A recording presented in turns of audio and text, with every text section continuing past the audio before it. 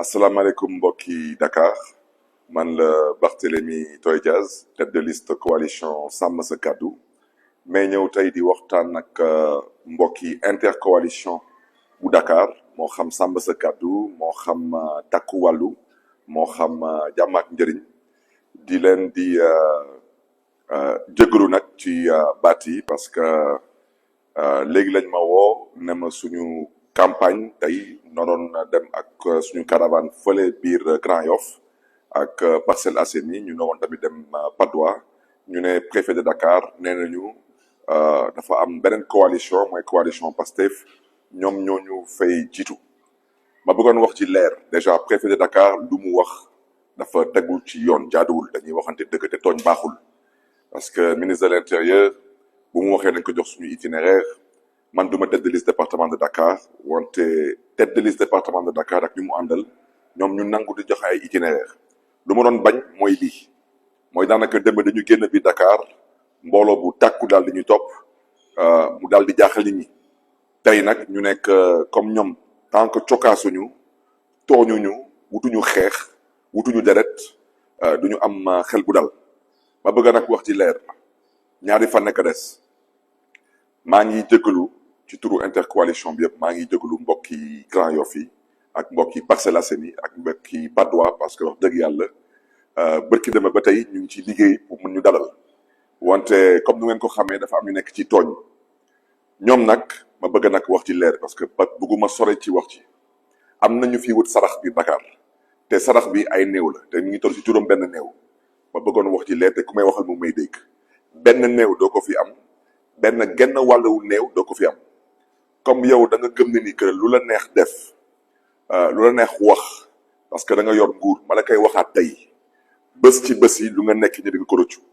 defal lu la neex àndal ci ak ku la neex nag yaa xam sa ay ministre de l'intérieur yaa xam sa ay préfet yaa xam sa ay gouverneur parce que fu mu nekk ni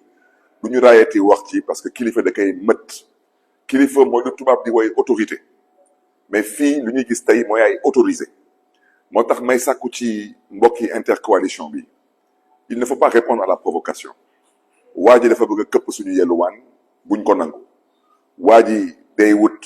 deret ak néew ndax sarax buñ ko dikk buñ ko jox te dimanche incha allah képp ku yeewu Dakar te démocratie jàmm dëkkandoo salaam te aafiya ñor la lii mooy opportunité bu nga am pour daal di soppi lu fi am parce que lu ñu fi bëgg a woote tey Sénégal mooy guerre civile mooy ñit te yàlla jox ko nguur mu nor a liggéeyal askanam ak liggéeyal dëkkam mu nekk di wut deret ak ay néew dama bëgg a wax ci leer fii ba campagne bi jeex su nekk juróom benn néew yi ngay wut mën na la baaraam sax doo ko fi am yaa xam nag fan ngay jaar ak ban sarax ngay génn ba am fi ndam kon nag askanu Dakar fa laa bëgg a yem ci wax ci bañ a dugg ci yenn yi wante na ngeen xool jikkoom te ngeen xool doxalinam ak taxawaayam kii dafa am lu muy wut te lu muy wut buñ ko jox te dimanche ma koy sakkuwaat ci yéen na ngeen ànd ak fulla ak fayda te lii na dak Sénégal ci yéen la des mbokk yi nag ñu leen di jox dig daje ci 17h ci siège u Sàmm Sa Kàddu mooy siège u taxawu Sénégal fële ci kër Khalifa Sall te dinañ wuti beneen itinéraire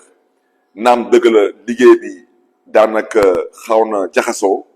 wante yàlla ñëpp la fi nekkal dem ba liggéey nañu ci caravane bi liggéey bu am solo macha allah te tey tamit incha allah même su nekkee liggéey bi xaw na jaxasoo tuuti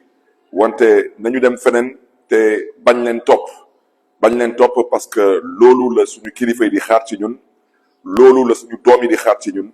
te ëllëgu Sénégal nañ ko sóor bu baax a baax te bañ leen jox lu ñu bëgg mooy yee fitna taal réew mi pour mën a toog ci dëkk bi parce que amuñu xam-xam mënuñu dañu tële teg ci doon ay dóorkatu marto ma leen di gërëm di leen di sant borom mbokk